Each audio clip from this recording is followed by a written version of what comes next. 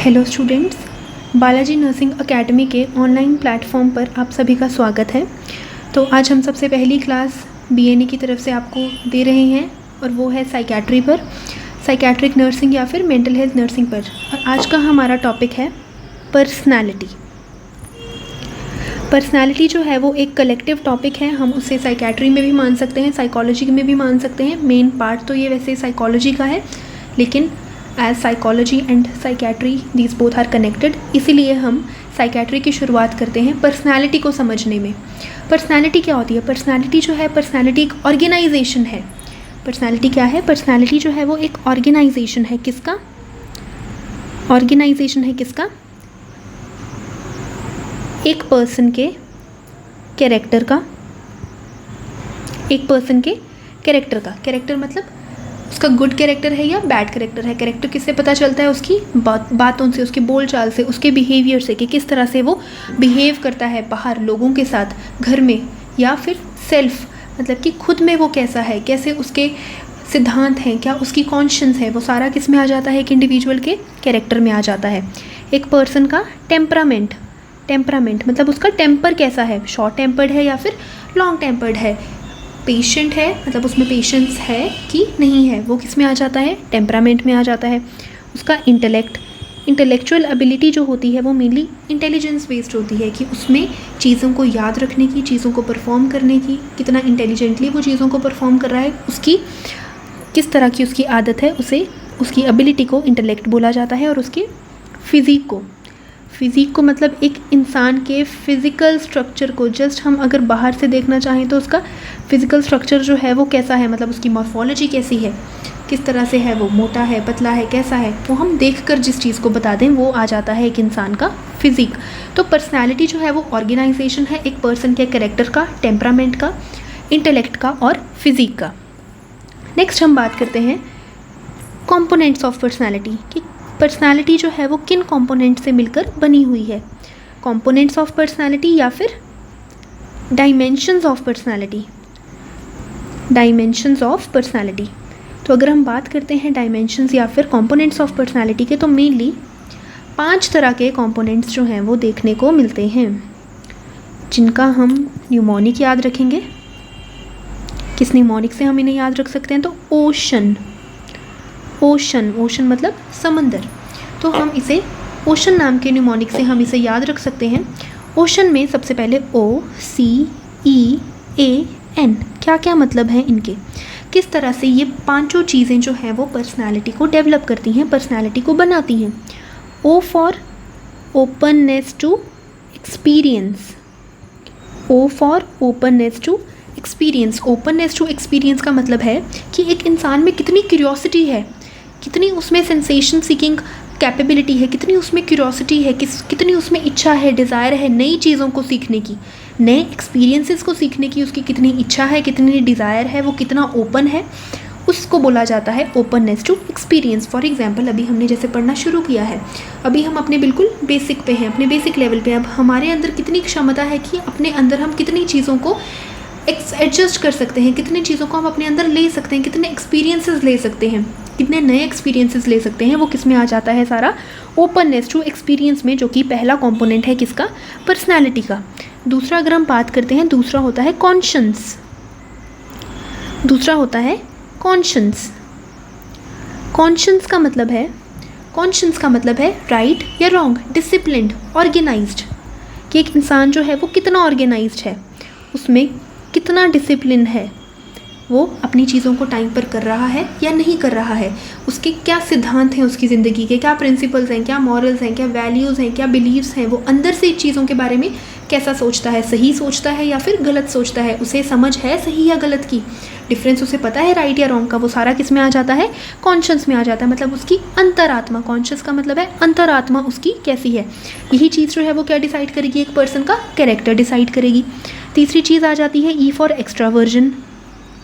Extraversion या फिर हम बोल सकते हैं एक्सट्रोवर्ट। एक्सट्रोवर्ट तो हमें पता है बहुत अच्छा बोलचाल रखने वाले, सबसे बात करने वाले, सोशल, टॉकेटिव, जिनको हर चीज़ में प्रेफरेंस चाहिए, हर चीज़ उन्हें सीखनी होती है, ग्रुप एक्टिविटीज़ में पार्ट लेते हैं, तो वो हो गई एक्सट्रोवर्ट। एक्स्ट्रावर्जन, जितना एक इंसान सोशल होगा, जितना टॉकेटिव होगा, उतनी ही चीज़ों को वो अच्छे से सीख पाएगा और वही उसकी पर्सनैलिटी को आगे जाके क्या करेंगे, डेवलप करेंगे।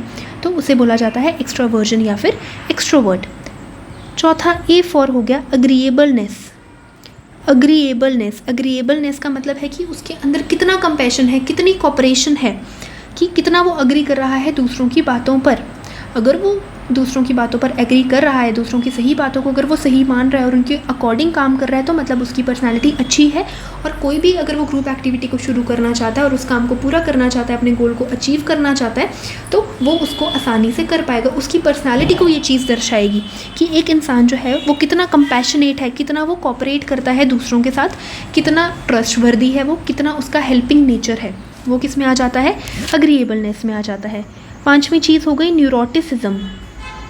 न्यूरोटिसिज्म का मतलब है इमोशनल स्टेबिलिटी। कि हम इमोशनली कितने स्टेबल हैं, क्या हमारे इमोशन स्टेबल हैं, क्या जो हमारे इमोशंस हैं वो राइट इमोशंस हैं। जैसे अगर हम खुश हैं तो क्या हम खुशी वाले इमोशंस दिखा पा रहे हैं, अगर हम दुखी हैं तो क्या हम अपने दुखी वाले इमोशंस दिखा पा रहे हैं उस टाइम पे, या फिर कोई एक नॉर्मल सिचुएशन है तो वहाँ पर हम अपने नॉर्मल इमोशन को दिखा पा रहे हैं, तो उसे क्या बोला जाता है, इमोशनल स्टेबिलिटी बोला जाता है। कि एक इंसान की कितनी इमोशनल स्टेबिलिटी उसके अंदर प्रेजेंट है। जैसे आज के टाइम पे क्या है कि लोग जो हैं वो मेंटली हेल्दी नहीं हो पाते हैं, वो इमोशनली स्टेबल नहीं हो पाते हैं। छोटी से छोटी चीज़ों को, कोई भी पेनफुल एक्सपीरियंस हो गया, अनप्लेजेंट एक्सपीरियंस हो गया, तो वो उसे टॉलरेट नहीं कर पाएंगे। वो अपनी लाइफ में वो नहीं चाहेंगे कि हमारे साथ कोई बुरी चीज़ हो, क्योंकि हम उसके अकॉर्डिंग हम उनसे कोप नहीं कर पाएंगे वैसी सिचुएशन से। तो अगर एक इंसान इमोशनली स्टेबल नहीं है तो वो बहुत ज़्यादा प्रोन है कि उसे मेंटल इलनेसेस जो है वो हो सकती हैं। मेनली जैसे डिप्रेशन वगैरह हो गया, एंग्जाइटी हो गई, तो जितने भी न्यूरोटिक इलनेसेस हैं तो वो उसे हो सकती हैं वहाँ पर, अगर एक इंसान जो है वो इमोशनली स्टेबल नहीं है। तो ये 5 कंपोनेंट्स जो हैं वो मेनली किसको बनाते हैं, एक पर्सन की पर्सनैलिटी को बनाते हैं, जिसे हम एक न्यूमोनिक से याद रखते हैं। न्यूमोनिक का नाम है ocean. O for openness to experience, C for conscientiousness, E for conscientiousness भी आप इसे बोल सकते हो, E for extraversion and A for agreeableness, N for neuroticism. तो ये सारे 5 क्या हो गए, कंपोनेंट्स हो गए हमारी पर्सनैलिटी के। नेक्स्ट अब हम बात करते हैं अप्रोचेस ऑफ पर्सनैलिटी, कि क्या क्या अप्रोचेस हैं पर्सनैलिटी की। पर्सनैलिटी जो है वो किस तरह से अचीव करी जा सकती है, अप्रोचेस क्या क्या हैं पर्सनैलिटी की। तो मेनली हम बात करते हैं अप्रोचेस ऑफ पर्सनैलिटी की, तो 2 तरह की अप्रोचेस होती हैं पर्सनैलिटी की मेनली। सबसे पहली होती है ट्रेट अप्रोच, दूसरी है psycho analytic approach. Approaches of personality की बात करें तो सबसे पहली है ट्रेट अप्रोच, दूसरी है psycho analytic approach. Trait approach मतलब कि ट्रेट्स का मतलब है कैरेक्टरिस्टिक्स, ट्रेट्स का मतलब है कैरेक्टरिस्टिक्स। इसमें हम पढ़ते हैं डिफरेंट तरह के, अकॉर्डिंग टू डिफरेंट साइकोलॉजिस्ट की, डिफरेंट साइकोलॉजिस्ट्स ने किस किस तरह की अप्रोचेस दी हैं पर्सनैलिटी की। यहाँ पर ट्रेट्स का मतलब है कैरेक्टरिस्टिक्स की, क्या क्या कैरेक्टरिस्टिक्स, क्या क्या फीचर हो सकते हैं एक इंडिविजुअल की पर्सनैलिटी के, जो कि उसकी पर्सनैलिटी को क्या करते हैं, डिफ़ाइन करते हैं। ठीक है, सबसे पहले हम बात करते हैं जो नॉर्मली आपने सुना होगा, according to Carl Jung classification के अकॉर्डिंग। सबसे पहले हम किसकी बात कर रहे हैं यहाँ पर, ट्रेट अप्रोच की बात कर रहे हैं। तो ट्रेट अप्रोच में सबसे पहले अकॉर्डिंग टू कार्ल जंग ने पर्सनैलिटी को 3 तरह में डिवाइड करा था, 3 क्लासिफिकेशंस में डिवाइड करा था। इंट्रोवर्ट, बहुत अच्छे से जानते होंगे आप इस चीज़ को, इंट्रोवर्ट, एक्सट्रोवर्ट और ambivert. Introvert, extrovert, ambivert. Introvert मतलब खुद में रहने वाले, खुद में ही अपने आप में सेल्फ रिजॉल्व रहने वाले, ठीक है, दूसरे लोगों से ज़्यादा बातचीत नहीं करने वाले, उन्हें क्या बोला जाता है, इंट्रोवर्ट बोला जाता है। एक्सट्रोवर्ट मतलब बहुत ज़्यादा टॉकेटिव, कंपैशनेट, क्रिएटिव, सोशेबल, जो सोशली बहुत ज़्यादा इन्वॉल्व होते हैं ग्रुप एक्टिविटीज़ में, वो कौन से हो गए, इंट्रोवर्ट। और एम्बीवर्ट क्या है, ambivert is the mixture of introvert और एक्सट्रोवर्ट। मोस्टली लोग जो हैं वो कैसे एम्बीवर्ट देखने को मिलते हैं हमें, जो समय के अकॉर्डिंग, जैसा टाइम होगा उस अकॉर्डिंग वो अपना कभी इंट्रोवर्ट बिहेवियर शो करेंगे, कभी वो अपना एक्सट्रोवर्ट बिहेवियर शो करेंगे। तो कार्ल जंग ने पर्सनैलिटी को इन 3 चीज़ों में डिवाइड करा था। अप्रोचेस ऑफ पर्सनैलिटी में हम मेनली पढ़ सकते हैं टाइप्स ऑफ पर्सनैलिटी की, किस किस तरह की पर्सनैलिटी जो है वो इंडिविजुअल्स में देखने को मिलती हैं। दूसरी हम बात करते हैं according to Sheldon's classification. According to Sheldon's classification, Sheldon ने क्या बताया है? शेल्डन ने पर्सनैलिटी को on the basis of morphology, morphology क्या होती है? मॉर्फोलॉजी होती है एक इंसान का बाहरी स्ट्रक्चर, मतलब उसकी बाहरी बॉडी, कि उसकी आँख कैसी है, उसका फेस कैसा है, मतलब उसको बॉडी वाइज उसको क्या करना है, जज करना, उसकी बॉडी कैसी है, मोटा है, पतला है, कैसा है, नॉर्मल है, मस्कुलर है, ठीक है। तो वो क्या हो गई? उसकी मॉर्फोलॉजी हो गई। On the basis of morphology Sheldon ने 3 में पर्सनालिटी को डिवाइड करा। एक होते हैं एक्टोमॉर्फिक, एक होते हैं मीजोमॉर्फिक, एक होते हैं एंडोमॉर्फिक। एक होते हैं एक्टोमॉर्फिक, एक होते हैं मीजोमॉर्फिक, एक होते हैं एंडोमॉर्फिक। अगर हम बात करते हैं एक्टोमॉर्फिक, मीजोमॉर्फिक और एंडोमॉर्फिक की, तो on the basis of morphology की हम बात करें, मतलब हमें बाहर से एक इंसान जो है वो कैसा दिख रहा है। तो जो एक्टोमॉर्फिक होते हैं वो मेनली थिन बॉडी बिल्ट वाले होते हैं। थिन बॉडी बिल्ट मतलब कि जो बहुत ज़्यादा पतले लोग होते हैं, बहुत ही ज़्यादा पतले, बहुत ही ज़्यादा थिन बॉडी बिल्ट वाले लोगों को एक्टोमॉर्फिक बोला जाता है। इनके कैरेक्टरिस्टिक्स क्या होते हैं कि ये लोग थोड़े रिलीजियस होते हैं, स्पिरिचुअल होते हैं, स्पिरिचुअल वाली चीज़ों पे ज़्यादा यकीन रखते हैं, रिलीजियस होते हैं, रिलीजन में भी बिलीव रखते हैं, ठीक है। और इंटेलेक्चुअल होते हैं, इनकी गुड इंटेलेक्चुअल एबिलिटी होती है, गुड प्रॉब्लम सॉल्विंग एबिलिटी होती है, मतलब बहुत अच्छा प्रॉब्लम सॉल्विंग एबिलिटी होता है। इंटेलिजेंट होते हैं, रिलीजियस होते हैं, स्पिरिचुअल होते हैं। और मोस्टली ये लोग, अगर हम इंट्रोवर्ट एक्सट्रोवर्ट की बात करें तो ये मोस्टली कौन होते हैं? इंट्रोवर्ट्स होते हैं, ज़्यादा किसी से बात नहीं करते हैं, सेल्फ अवेयर ही रहते हैं, सेल्फ रिजॉल्व रहते हैं, खुद में ही रहते हैं, ज़्यादा किसी से बातचीत नहीं करते हैं। तो अगर हम कार्ल जंग को इसमें कंसीडर करें कि इन तीनों में से इंट्रोवर्ट कौन से होंगे, तो एक्टोमॉर्फिक वालों को हम क्या बोलेंगे? इंट्रोवर्ट बोलेंगे। दूसरी अगर हम बात करते हैं मीजोमॉर्फिक की, तो M for meso, M for medium, medium body built वाले लोग, जो मीडियम बॉडी बिल्ट वाले लोग होते हैं। और हम बोल सकते हैं मस्कुलर, जैसे बॉडी बिल्डर्स होते हैं, मस्कुलर लोग, मीडियम बॉडी बिल्ट वाले लोग, इन्हें बोला जाता है मीजोमॉर्फिक। इनके क्या कैरेक्टरिस्टिक्स हो सकते हैं कि ये बहुत ही ज़्यादा गोल ओरिएंटेड होते हैं। जैसे आपने देखा होगा जो बॉडी बिल्डर्स होते हैं उनका क्या होता है? गोल होता है कि इतना वेट उन्हें गेन करना ही है, कितना प्रोटीन उन्हें खाना है, किससे उसकी बॉडी जो है वो कैसी होगी, कब उन्हें जिम जाना है, सुबह जाना है, शाम को जाना है, क्या खाना लेना है। गोल ओरिएंटेड होते हैं, मतलब उन्हें जो चीज़ चाहिए उसके अकॉर्डिंग वो क्या करेंगे? काम करेंगे। गोल ओरिएंटेड होते हैं, ठीक है। गोल ओरिएंटेड होकर थोड़े से अग्रेसिव होते हैं, बोल सकते हैं हम थोड़े से क्या होते हैं? अग्रेसिव, अग्रेशन शो कर सकते हैं। मतलब अगर किसी चीज़ को लेकर बहुत ही ज़्यादा सीरियस होंगे, बहुत ही ज़्यादा पॉजिटिव होंगे, तो ऑब्वियसली उस चीज़, अगर वो चीज़ उन्हें नहीं मिलेगी या टाइम टू टाइम अगर उन्हें वो चीज़ें नहीं मिलेंगी, तो वो अपना अग्रेशन वहाँ पर शो करेंगे। तो गोल ओरिएंटेड होते हैं, अग्रेसिव होते हैं। अगर हम इनके बिहेवियर की बात करते हैं अकॉर्डिंग टू इंट्रोवर्ट, एक्सट्रोवर्ट या एम्बीवर्ट, तो ये मोस्टली कौन से होते हैं? ये मोस्टली एम्बीवर्ट्स होते हैं। कौन से होते हैं? मोस्टली एम्बीवर्ट्स, मिक्सचर जैसा शो करते हैं, इंट्रोवर्ट का भी और एक्सट्रोवर्ट का भी। और एंडोमॉर्फिक की बात करते हैं तो ये थिक बॉडी बिल्ट होते हैं, थिक बॉडी बिल्ट, क्यूट से मोटे मोटे चबी जैसे लोग होते हैं। और हमें पता है कि अगर ये चबी होते हैं तो चबी जो लोग होते हैं मोटे मोटे, वो टॉकेटिव होते हैं, सोशल होते हैं, टॉकेटिव होते हैं, सोशल होते हैं, प्लेजर सीकिंग होते हैं। मतलब इन्हें हर चीज़ में खुशी चाहिए होती है, या फिर किस चीज़ में ये कैसे खुशी ढूंढ सकते हैं ये इन्हें आता होता है। प्लेजर सीकिंग होते हैं, लवेबल होते हैं, लवेबल होते हैं। तो और अगर हम इसकी बात करें तो कौन से मोस्टली एक्सट्रोवर्ट होते हैं? अगर हम बात करें टॉकेटिव की, सोशल की, प्लेजर सीकिंग, लवेबल, तो ये क्या होंगे? एक्सट्रोवर्ट होंगे। हाँ, ये सेंटिमेंटल होते हैं, थोड़े इमोशनल होते हैं, छोटी छोटी बातों पे ये क्या हो जाते हैं? इमोशनल हो जाते हैं, थोड़े सेंटिमेंटल होते हैं। क्यों? क्योंकि यहाँ पे ऑब्वियस सी बात है, सेंटिमेंट्स को कोई अगर इतने ज़्यादा टॉकेटिव हैं, सोशल है, तो ऐसा तो नहीं है कि कोई भी आके इन्हें कभी भी हर्ट कर जाएगा और इन्हें कोई फ़र्क नहीं पड़ेगा, तो ऐसा नहीं है।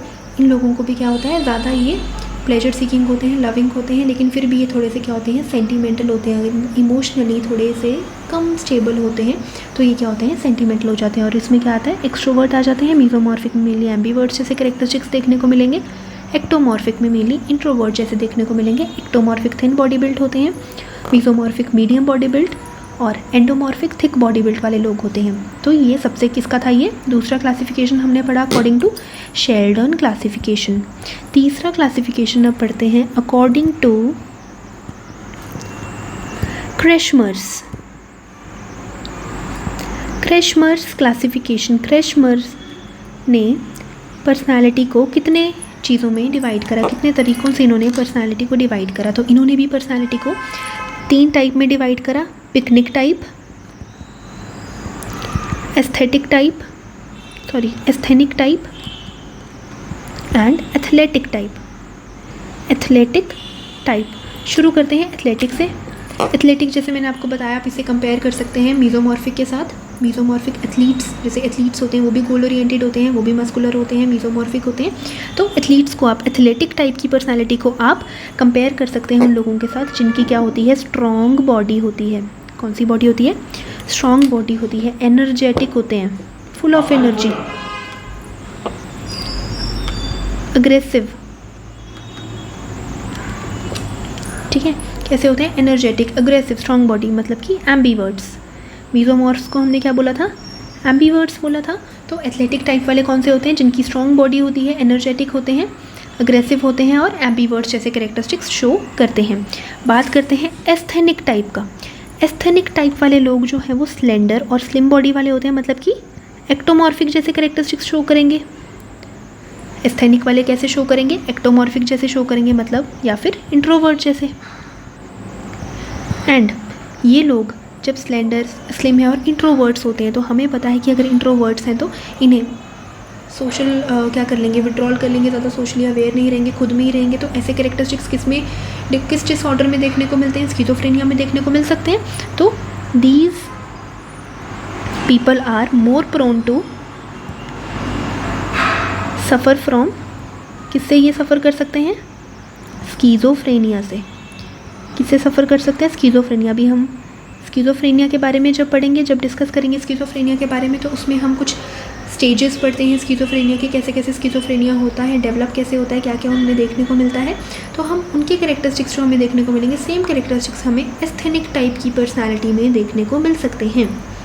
बात करते हैं पिकनिक टाइप की। तो पिकनिक टाइप वाले लोग जो हैं वो कैसे होते हैं? Short and having round body. Mainly कौन से हो गए? एंडोमॉर्फ्स जैसे हो गए। और एंडोमॉर्फ्स क्या थे? एक्सट्रोवर्ट थे। हमने बोला ये लोग कौन होते हैं? सेंटिमेंटल होते हैं, इमोशनल होते हैं। और अगर इनके सेंटिमेंट्स को कोई हर्ट कर देगा तो ये डिप्रेशन में जा सकते हैं। तो इनमें डिप्रेशन देखने को मिल सकता है, या फिर हम बोल सकते हैं MDP, मूड डिसऑर्डर्स देखने को मिल सकते हैं, मैनिक डिप्रेसिव साइकोसिस इनमें देखने को मिल सकता है। तो इस तरह से जो क्रेशमर क्लासिफिकेशन थी, इन्होंने पर्सनालिटी को 3 चीज़ों में डिवाइड करा था, picnic type, asthenic type, athletic type. Picnic type में कौन से आ गए? शॉर्ट एंड राउंड बॉडी वाले आ गए, एंडोमॉर्फ्स बोल सकते हैं। और एंडोमॉर्फ्स हमने अभी पढ़ा, एक्सट्रोवर्ट होते हैं, सेंटिमेंटल होते हैं। अगर ये सेंटिमेंट्स को, अगर इनको कोई हर्ट कर देगा तो उनमें मूड डिसऑर्डर्स देखने को मिल सकते हैं। तो डिप्रेशन या फिर मैनिक डिप्रेसिव साइकोसिस जो है वो देखने को मिल सकता है। एस्थेनिक टाइप वालों की स्लेंडर और स्लिम बॉडी होती है, थिन बॉडी बिल्ड वाले होते हैं, मतलब एक्टोमॉर्फ्स होते हैं। तो इंट्रोवर्ट जैसा इनमें बिहेवियर देखने को मिल सकता है। एंड ये लोग जो होंगे, they are more prone to suffer from schizophrenia. Schizophrenia से ये लोग सफ़र कर सकते हैं। एंड लास्ट हो गया एथलेटिक टाइप, मतलब स्ट्रॉन्ग बॉडी वाले, energetic, aggressive.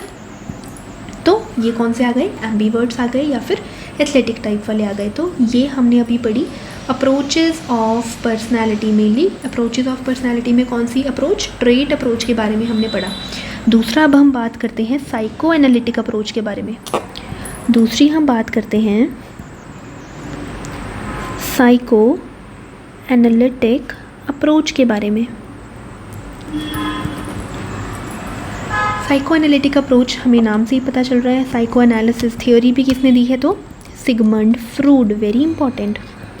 Psycho analytic approach was given by Sigmund Freud. Psycho analytic approach किसने दी है? तो साइको एनालिटिक अप्रोच जो है वो सिगमंड फ्रूड ने दी है।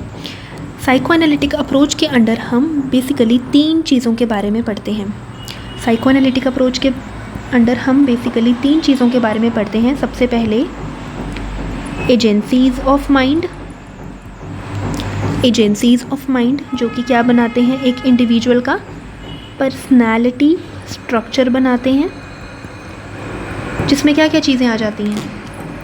एजेंसीज़ ऑफ माइंड में क्या आ जाता है? Id, ego and super ego.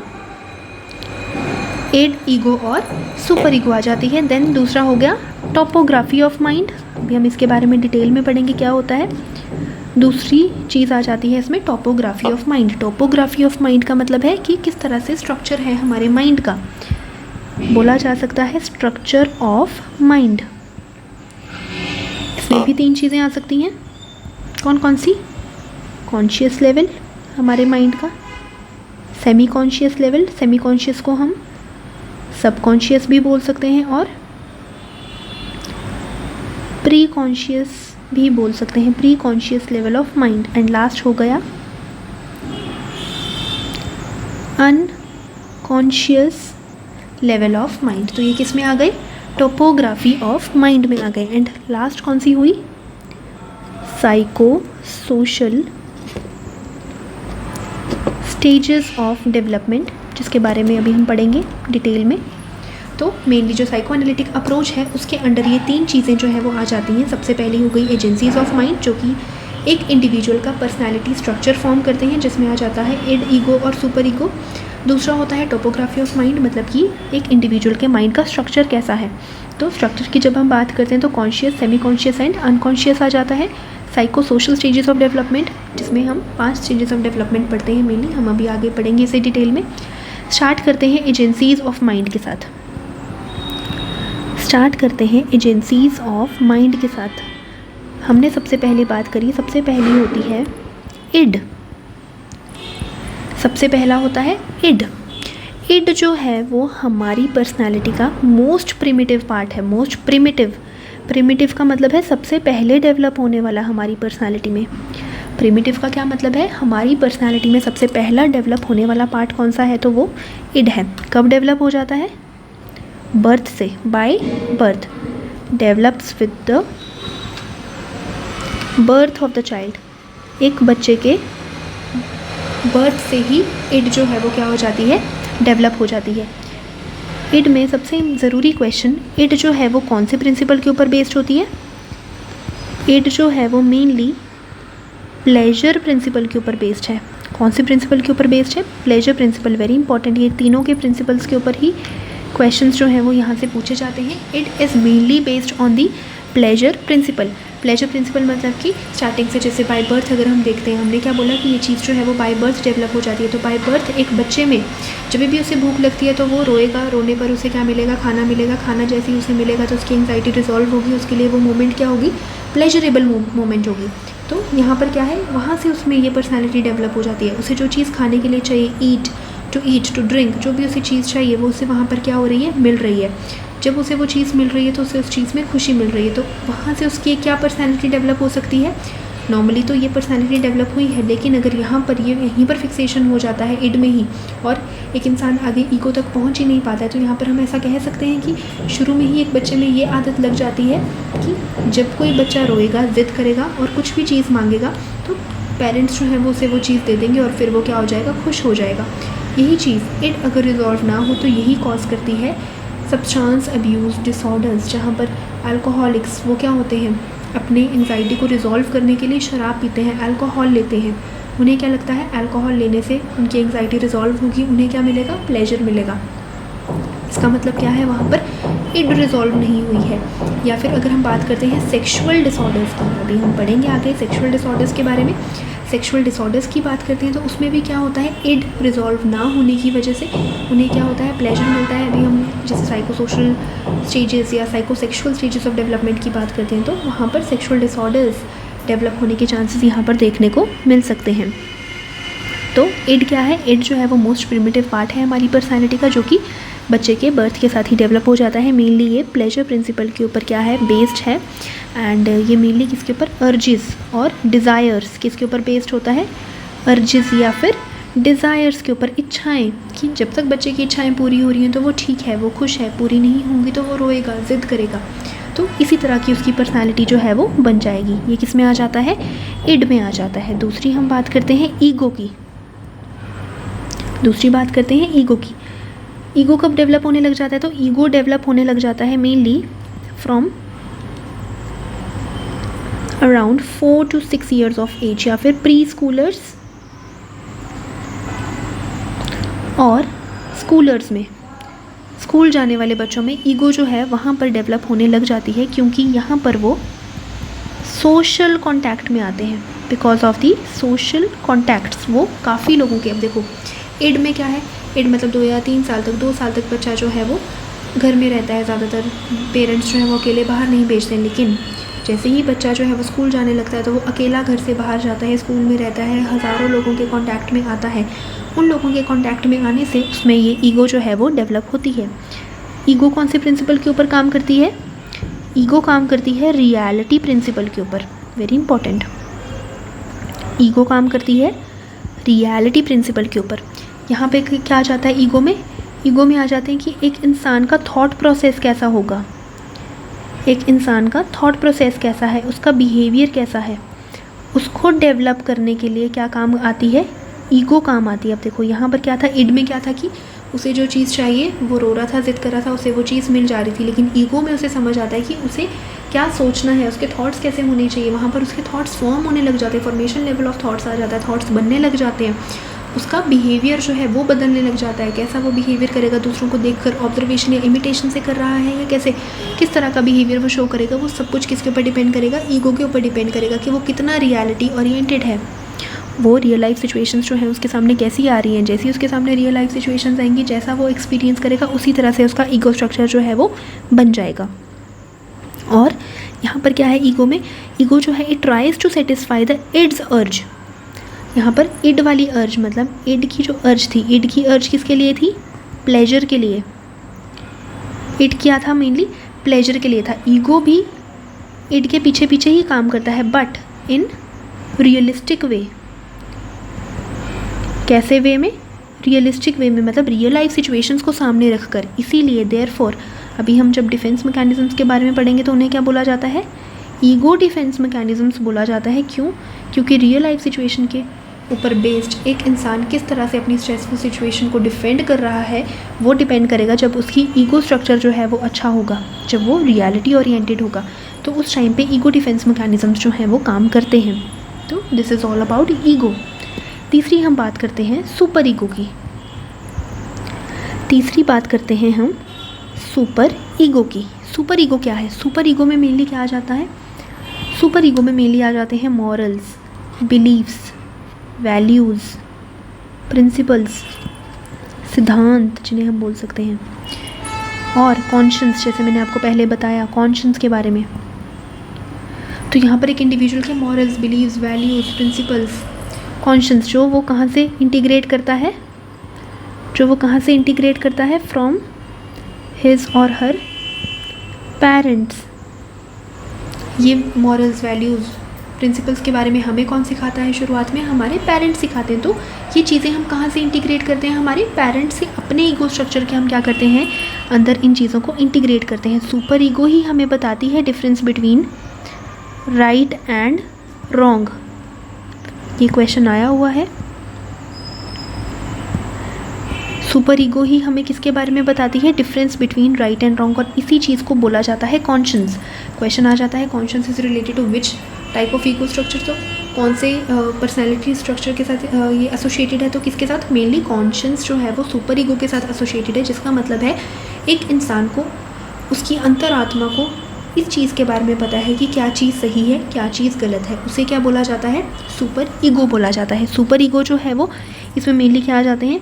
Ethics आ जाते हैं, मॉरल्स, वैसे ही मैंने आपको बताया मॉरल्स आ जाते हैं, ठीक है। तो therefore it is based on which principle? कौन से प्रिंसिपल के ऊपर सुपर ईगो बेस्ड है? तो it is based on moral principle. कौन से प्रिंसिपल के ऊपर बेस्ड है? मॉरल प्रिंसिपल के ऊपर बेस्ड है ईगो। तो ईगो बेस्ड है moral principle, super ego based है मॉरल प्रिंसिपल के ऊपर, ईगो बेस्ड है रियलिटी प्रिंसिपल के ऊपर, इड बेस्ड है प्लेजर प्रिंसिपल के ऊपर। 3 चीज़ें तो ज़रूरी हमें यहाँ से पता चली। उसके बाद कौन सा पर्सनालिटी स्ट्रक्चर हमें राइट और रॉन्ग के बीच में डिफरेंस करने के लिए कहता है, कौन सा बोलता है, कौन सा समझाता है हमें, तो वो कौन सा होता है? सुपर ईगो होता है, जो कि मॉरल प्रिंसिपल के ऊपर बेस्ड होता है। तो this is about the agencies of mind. Mainly 3 तरह की एजेंसीज होती हैं। दूसरी बात हम करते हैं टोपोग्राफी ऑफ माइंड की या फिर स्ट्रक्चर ऑफ माइंड की। टोपोग्राफी ऑफ माइंड या फिर स्ट्रक्चर ऑफ माइंड। जिसके अंडर 3 चीज़ें आ जाती हैं, conscious level of mind, subconscious level और अनकॉन्शियस लेवल। इसे समझते हैं अब हम एक आइसबर्ग के एग्जाम्पल से। किसके एग्जाम्पल से? आइसबर्ग। ये कम्युनिटी में भी आपको आएगा, लेकिन ये अलग है, वो अलग है, जस्ट समझाने के लिए है चीज़ों को। आइसबर्ग का क्या मतलब है? देखिए, ये जैसे पानी है, ये क्या है? पानी है। इस तरह से बना लेते हैं पानी को। ये क्या है? पानी है। This is water. आइसबर्ग जो होता है वो इस तरह से होता है, something like this. This is the iceberg. अब इसमें हमें देखने को मिल रहा है आइसबर्ग का एक ये पार्ट हो गया, आइसबर्ग का एक ये पार्ट हो गया और आइसबर्ग का एक ये पार्ट हो गया। आइसबर्ग का ये पार्ट, अब एक इंसान अपनी आई से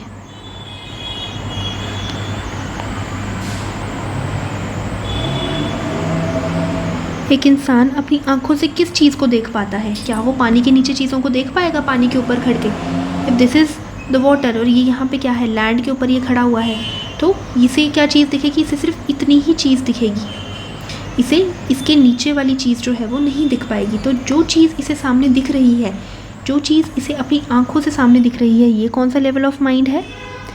ये हमारा कॉन्शियस लेवल ऑफ माइंड है। क्यों? क्योंकि कॉन्शियस लेवल ऑफ माइंड ये हमें दूसरे इंसान के सामने दिख जाता है कि ये इंसान जो है वो कॉन्शियस है। कॉन्शियस का मतलब है अवेक है, अलर्ट है। कॉन्शियस का मतलब है अवेक है, अलर्ट है, उसे ओरिएंटेड है, चीज़ों के बारे में पता है, उसके आसपास क्या हो रहा है, वो कौन है, कहाँ पर है, ओरिएंटेशन है उसको to time, place and person, and he is ready to receive any stimuli. और ये क्या है? He is ready to receive any kind of stimuli.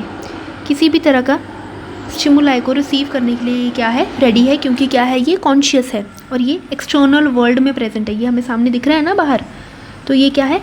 External world में मुझे इस आइसबर्ग का ये वाला पार्ट देखने को मिल रहा है, तो मतलब ये क्या है?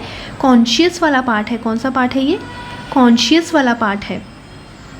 उसके बाद अगर हम बात करते हैं प्री कॉन्शियस लेवल की। कौन सा लेवल? प्री कॉन्शियस लेवल की अगर हम बात करते हैं तो प्री कॉन्शियस लेवल या सब कॉन्शियस लेवल कौन सा होगा? ये लाइन हो गई। सेमी कॉन्शियस, सब कॉन्शियस, प्री कॉन्शियस, ये लाइन हो गई जो कि किस किस को डिवाइड कर रही है? कॉन्शियस को प्लस अनकॉन्शियस, मतलब पानी के ऊपर वाले भाग को पानी के नीचे वाले भाग से क्या कर रही है? ये डिवाइड कर रही है। तो ये कौन सा पार्ट हो गया? सब कॉन्शियस पार्ट हो गया। It is the thin line. ये कौन सी लाइन है? सब कॉन्शियस वाली लाइन है, जो कि क्या कर रही है? सब कॉन्शियस वाली लाइन है जो कि सेपरेट कर रही है पानी के ऊपर वाले भाग को पानी के नीचे वाले भाग से। मतलब कि कॉन्शियस लेवल को नीचे वाला भाग कौन सा हो गया? अनकॉन्शियस, जो हमें नहीं पता है, जो हमें नहीं दिख रहा है। तो प्री कॉन्शियस जो है वो कॉन्शियस और अनकॉन्शियस के बीच में क्या करता है? फंक्शन करता है। इसके जो कंटेंट्स हैं, जो सब कॉन्शियस के कंटेंट्स हैं, ठीक है, वो ईजिली रिकॉल होने वाले कंटेंट्स हैं। कौन से कंटेंट्स हैं? ईजिली रिकॉल होने वाले कंटेंट्स हैं। कि यहाँ से चीज़ें कुछ कॉन्शियस लेवल में अगर कुछ चीज़ें हैं, कुछ चीज़ें जो हैं वो नहीं हैं कॉन्शियस लेवल में, वो कहाँ चली जाती हैं? डायरेक्ट हमारे सेमी कॉन्शियस या सब कॉन्शियस लेवल में चली जाती हैं। तो सब कॉन्शियस लेवल में जाती हैं, इसका मतलब है कि ज़्यादा डीप नहीं गई हैं, ऊपर सुपरफिशियली हैं। जब हम उन चीज़ों को याद करना चाहेंगे, वो चीज़ें जो हैं वो हम ईजिली याद कर लेंगे, वो चीज़ों को हम ईजिली रिकॉल कर लेंगे।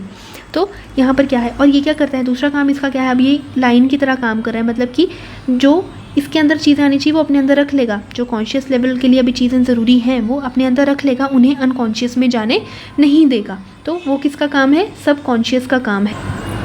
तो जो सब कॉन्शियस लेवल के कंटेंट्स हैं वो ईजिली रिकॉल होने वाले कंटेंट्स हैं, और इसके अंदर कुछ ऐसे कंटेंट्स हैं जो कि प्रिवेंट करेंगे। ये एक लाइन बना देगा किसके बीच में? कॉन्शियस और अनकॉन्शियस के बीच में। कॉन्शियस और अनकॉन्शियस के बीच में ये एक लाइन बना देगा कि इसके कॉन्शियस वाले कंटेंट सिर्फ मेरे पास ही रहें, ज़्यादा डीप में ना जाएं। सुपरफिशियली अगर मेरे पास ही रहेंगे तो जब भी इनको रिकॉल करने की ज़रूरत होगी मैं उस टाइम पे इन्हें ईजिली रिकॉल कर लूँगा।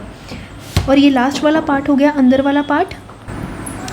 बात करते हैं अनकॉन्शियस वाले पार्ट की। तो अनकॉन्शियस वाला पार्ट ऐसा पार्ट है जो कि बहुत ही ज़्यादा डीप है। अनकॉन्शियस लेवल या अनकॉन्शियस पार्ट ये क्या है? पानी के नीचे वाले स्तर पर है और ये बहुत ज़्यादा डीप है, हम इसे देख भी नहीं पाते हैं। डीप होता है, हम इसे देख भी नहीं पाते हैं। And it is the most powerful, unconscious वाला लेवल क्या होता है? It is the most powerful and the largest part of the mind. Most powerful और largest part of the mind है, या फिर हम बोल सकते हैं retains maximum of the memory. Maximum of the memory कहाँ चली जाती है?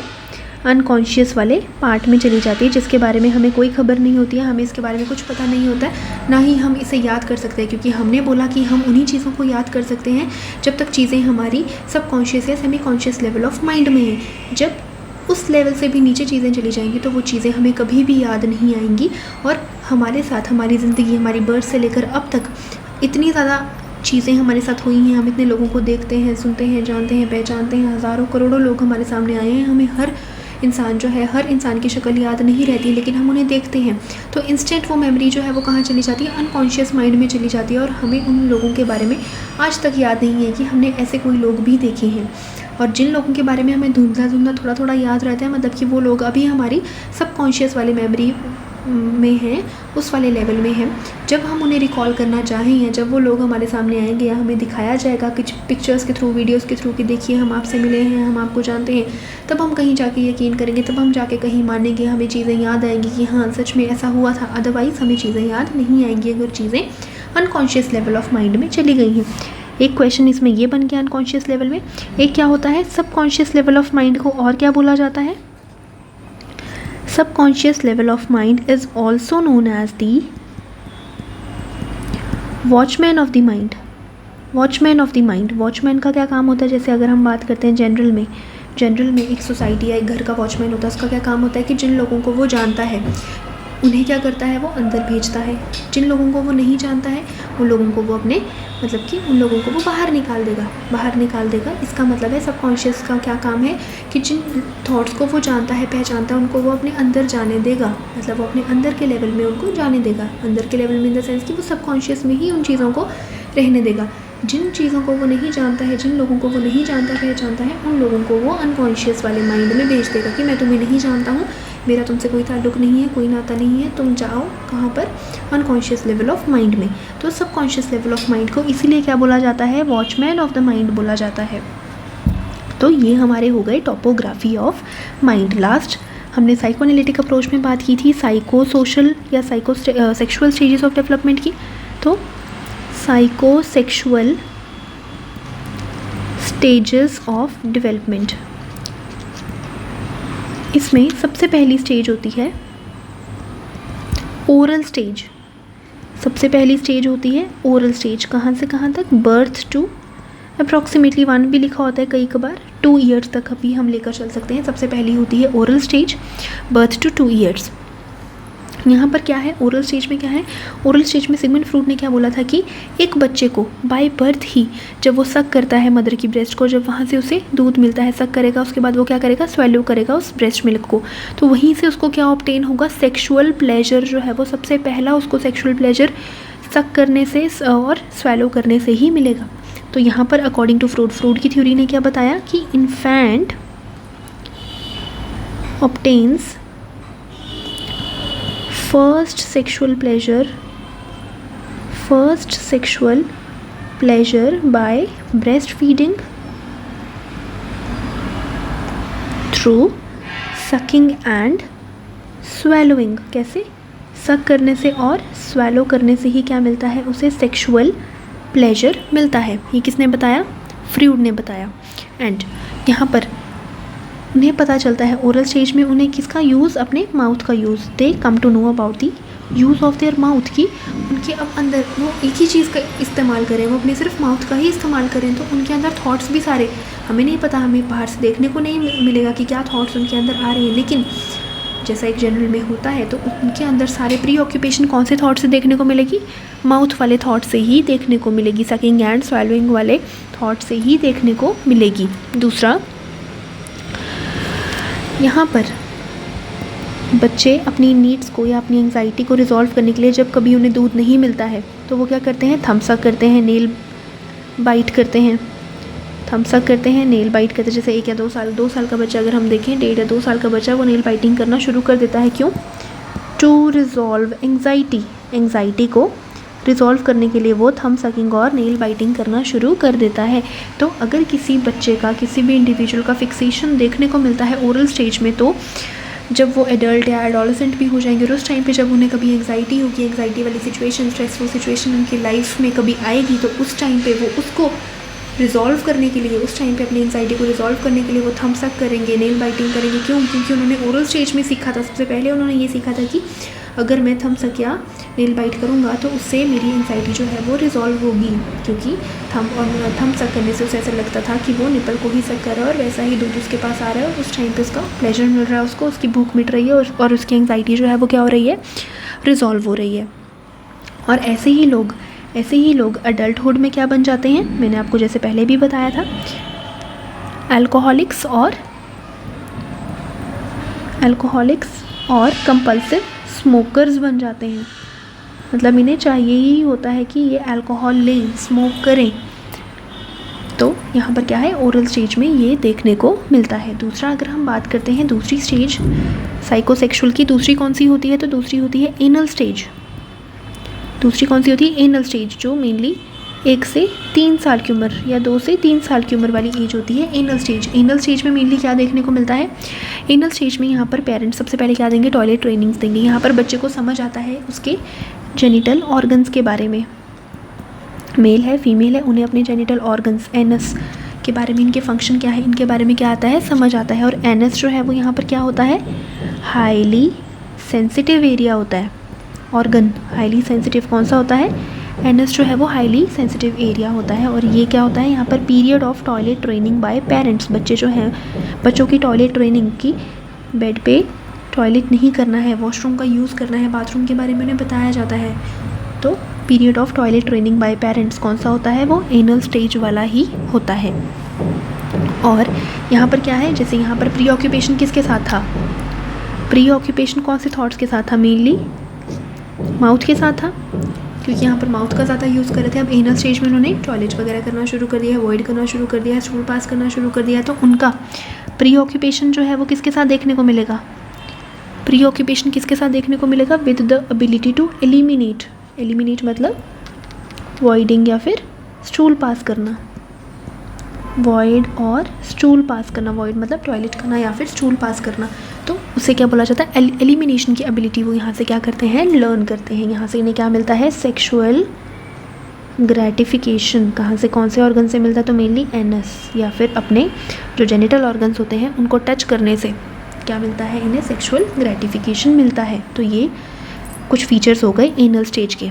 तीसरी स्टेज की हम बात करते हैं फैलिक स्टेज। फैलिक स्टेज 3 से 5 साल या 3 से 6 साल की उम्र वाली स्टेज। फैलिक स्टेज में मेनली क्या देखने को मिलता है? फैलिक स्टेज में यहाँ पे क्या होता है? यहाँ पर बच्चे का इंटरेस्ट जो है वो कंप्लीट इंटरेस्ट जो है वो किसके ऊपर होता है? कंप्लीट इंटरेस्ट ऑन जेनिटल्स, अपने जेनिटल ऑर्गन्स के ऊपर इनका क्या होता है? कंप्लीट इंटरेस्ट होता है। और यहाँ पर ये इंजॉय करते हैं, स्टिमुलेट करना किनको? Enjoy stimulate their genital organs की। वो अपने जेनिटल ऑर्गन्स को किस तरह से स्टिमुलेट कर सकते हैं? यहाँ पर उन्हें नई इन चीज़ों के बारे में पता चलता है। तो जब नई उन्हें चीज़ों के बारे में पता चलता है तो बार बार वो उसे टच करते हैं, वहाँ पर उनके जेनिटल ऑर्गन स्टिमुलेट होते हैं। तो सेक्सुअल डिज़ायर जो है वो वहाँ पर क्या होती है? डेवलप होती है। और यहीं पर फ्रूड ने बताया था कि इंटरेस्ट फॉर ऑपोजिट सेक्स के लिए जो इंटरेस्ट है वो इसी स्टेज में देखने को मिलता है, develops. Interest for opposite sex develop, जिसकी वजह से हमें क्या देखने को मिलती है? एक एडिपल कॉम्प्लेक्स देखने को मिलता है और एक इलेक्ट्रा कॉम्प्लेक्स देखने को मिलता है। ठीक है। इसमें क्या है? एडिपल कॉम्प्लेक्स का क्या मतलब है? अटैचमेंट किसका ज़्यादा देखने को मिलता है? मदर और सन का, मतलब बच्चे का, बॉय का टू हिज मदर। ये कौन से हो गए? बॉय मेल है, मदर फीमेल है, ऑपोजिट सेक्स की तरफ क्या हो गया? अटैचमेंट हो गया। और इलेक्ट्रा में क्या हुआ?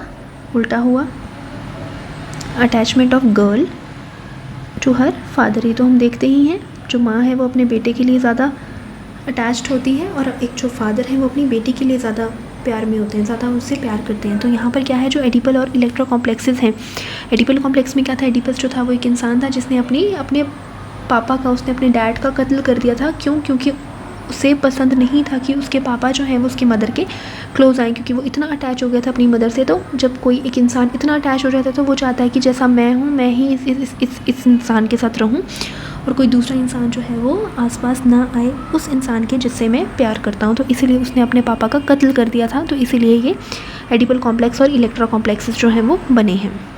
तो यहाँ पर क्या है, स्ट्रॉन्ग डिज़ायर जो है वो किसके लिए, केयर गिवर। ये क्या करते हैं, मदर जो है वो बच्चे को केयर देती है ना, और फादर जो है वो बच्ची को, या मदर फादर दोनों ही अपने बच्चों को केयर देते हैं। तो उनकी तरफ इंटरेस्ट जो है वो ज़्यादा डेवलप हो जाता है। कौन सी स्टेज में, फैलिक स्टेज में। चौथी हम बात करते हैं लेटेंसी स्टेज की। तो जो लेटेंसी स्टेज होती है वो 6 से 12 साल की उम्र में देखने को मिलती है। 6 से 12 साल की उम्र तक देखने को मिलती है। लेटेंसी मतलब लेटेंट मतलब हिडन, कि यहाँ पर कोई ज़्यादा स्पेसिफिक चेंजेस जो हैं वो नहीं देखने को मिलते हैं। यहाँ पर बच्चे का इंटरेस्ट जो है वो वर्ल्ड की तरफ ज़्यादा जाता है।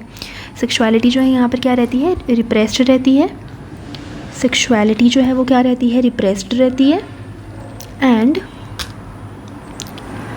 जो इंटरेस्ट है चाइल्ड का वो किसकी तरफ शिफ्ट होता है, interest is shifted towards exploring the world. अभी वो स्कूल जाते हैं, स्कूल में नए नए बच्चों से मिलते हैं, पीयर ग्रुप रिलेशनशिप्स बनाते हैं, टीचर्स के साथ रिलेशनशिप्स बनाते हैं, नए नए लोगों के कांटेक्ट में आते हैं, नई नई चीज़ें सीखते हैं, चाहे पढ़ाई से रिलेटेड, स्पोर्ट्स से रिलेटेड, किसी भी चीज़ से रिलेटेड नई नई चीज़ें सीखते हैं। तो वो क्या करते हैं, वहाँ पर वर्ल्ड को एक्सप्लोर करते हैं। और इस टाइम पर जो सेक्सुअलिटी है वो क्या हो जाती है, रिप्रेस्ड हो जाती है। यहाँ पर जितनी भी बच्चे की एनर्जी है वो किसके ऊपर फोकस करती है, सारी एनर्जी फोकस होती है सोशलाइजेशन के ऊपर, मतलब कि खुद को सोसाइटी के लिए किस तरह से वो यूज़ कर सकते हैं, क्या सोसाइटी का यूज़ है, कौन लोग हैं आसपास, उनको देखने में, सोचने में, समझने में। और इंक्रीज़ करती है क्या, problem solving ability. Problem solving ability को क्या करता है, इंक्रीज़ करता है। और यहाँ पर कौन से जो एडिपल हैं, एडिपल और जो इलेक्ट्रा कॉम्प्लेक्सेस हैं वो यहाँ पर क्या हो जाते हैं, रिजॉल्व हो जाते हैं। एडिपल एंड इलेक्ट्रा कॉम्प्लेक्सेस जो हैं वो क्या हो जाते हैं, रिजॉल्व हो जाते हैं। ये वाले कॉन्फ्लिक्ट्स जो हैं, ये वाले कॉन्फ्लिक्ट्स जो हैं वो यहाँ पर क्या हो जाते हैं, रिजॉल्व हो जाते हैं। लास्ट है हमारे पास जेनिटल स्टेज। जेनिटल स्टेज मतलब after 12 years up to adulthood वाली, ठीक है, up to last years of life वाली। तो जेनिटल स्टेज में क्या देखने को मिलता है, mature heterosexual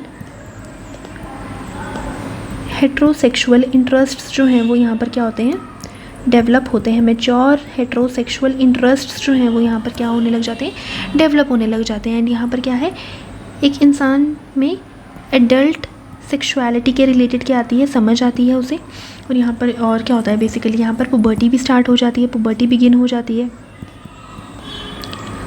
puberty begins in males and females, तो वो वाले चेंजेस अलग से देखने को मिलते हैं, ठीक है। एंड स्ट्रगल विद सेक्सुअलिटी के साथ स्ट्रगल जो है वो देखने को मिलता है। कौन सी स्टेज में, जेनिटल स्टेज में ये देखने को मिलता है।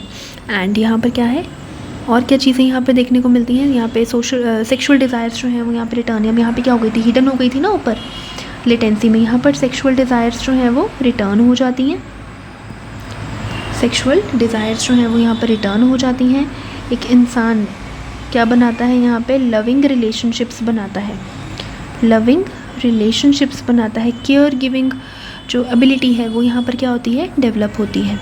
और यहाँ पर एक इंडिविजुअल जो है वो क्या बन जाता है, इंडिपेंडेंट बन जाता है और सीखता है सोशल और स्पिरिचुअल वैल्यूज़ को, सोशल और कल्चरल वैल्यूज़ को।